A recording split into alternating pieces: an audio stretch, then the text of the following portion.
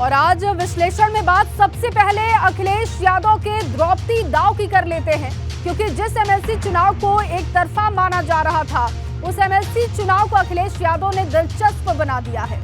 क्योंकि भाजपा के बाद अब सपा ने अपने उम्मीदवार के नाम का ऐलान कर दिया है और दाव चला है आदिवासी समाज से आने वाली कीर्ति कोल पर, जिन्हें उम्मीदवार बनाकर अखिलेश यादव ने बड़ा दाव चला है। क्योंकि जिस तरीके से भाजपा ने राष्ट्रपति चुनाव में द्रौपदी मुर्मू पर दाव चला था और विपक्ष में सेंध लगा दी थी, ठीक उसी रणनीति पर अखिलेश यादव काम करने की कोशिश कर रहे हैं। लेकिन उनकी कोशिश काम करेगी, ये बड़ा सवाल है, क्योंकि जीत के लिए नंबर चाहिए जो समाजवादी पार्टी के पास नहीं।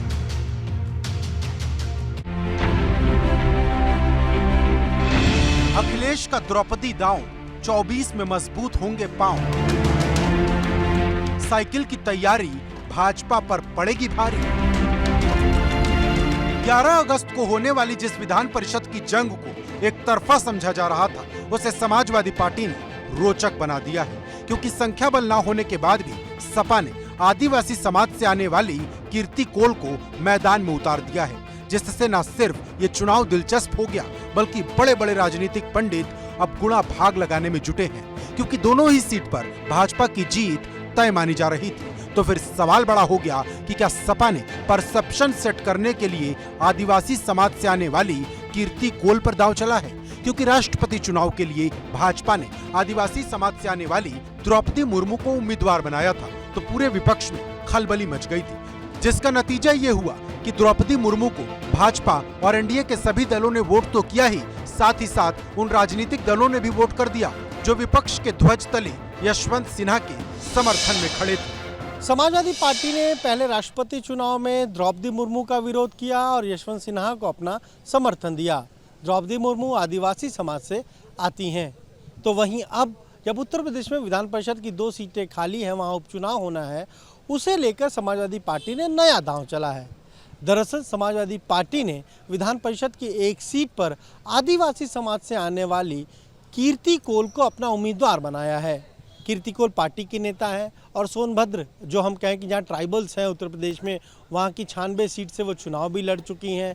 और इसके जरिए समाजवादी पार्टी की कोशिश ये है कि आदिवासी समाज में खासतौर से एक संदेश दिया जाए कि समाजवादी पार्टी आदिवासी समाज के खिलाफ नहीं है, क्योंकि उसकी एक इमेज राष्ट्रपति चुनाव के बाद यही बनी। बीजेपी ने यही इसे लेकर ही उस पर हमला बोला और इसीलिए समाजवादी पार्टी, जिसके पास संख्या बल भी नहीं है विधान परिषद के ये जो उपचुनाव हो रहे हैं उसमें सीट जिताने के लिए, उसके बावजूद उसने एक आदिवासी समाज से आने वाली महिला को अपना उम्मीदवार बनाया है। तो क्या अखिलेश यादव विधान परिषद के चुनाव के जरिए लिटमस टेस्ट कराने की कोशिश कर रहे हैं? दरअसल सवाल दलित वोट बैंक का है, क्योंकि सपा के पास भले ही कीर्ति कोल को जिताने लायक नंबर ना हो, लेकिन माहौल बनाने के लिए कीर्ति कोल का नाम ही काफी है। क्योंकि मायावती ने द्रौपदी मुर्मू का समर्थन आदिवासी होने पर किया था, तो क्या मायावती इस बार सपा की कीर्ति कोल का भी समर्थन करेंगी?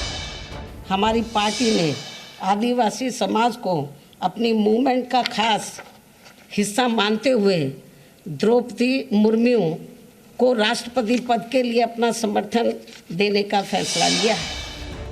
वहीं इन सब के बीच संख्या बल को भी समझना होगा, क्योंकि भाजपा गठबंधन के पास अपने 273 और जनसत्ता दल के 2 और सुभाषपा के 6 विधायक हैं, जबकि शिवपाल के 1 वोट को जोड़ दें तो 282 वोट हो जाते हैं। जबकि सपा के पास अपने 110 और रालोद के 8 वोटों को मिलाकर सिर्फ 118 वोट है। अगर इन्हें पहली और दूसरी सीट की प्राथमिकता के हिसाब से देखें तो भाजपा के पास पहली सीट के लिए 141 और दूसरी सीट के लिए 141 वोट होंगे, जो सपा के वोट से कहीं ज्यादा है। यही वजह है कि इस चुनाव को परसेप्शन के नजरिए से देखा जा रहा है, क्योंकि जब से अखिलेश यादव ने ओम प्रकाश राजभर और शिवपाल यादव से रिश्ता तोड़ा है, वो फुल ऑन एक्शन मोड में है। इसे इस बात से भी समझ सकते हैं कि अखिलेश धर्म के मोर्चे पर भी खुलकर बोल रहे, बल्कि राष्ट्रवाद के मोर्चे पर भी जमकर बैटिंग करने में जुटे हैं।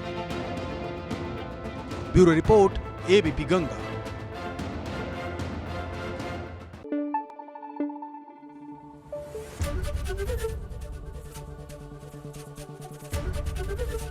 एबीपी गंगा, खबर आपकी, जुबान आपकी।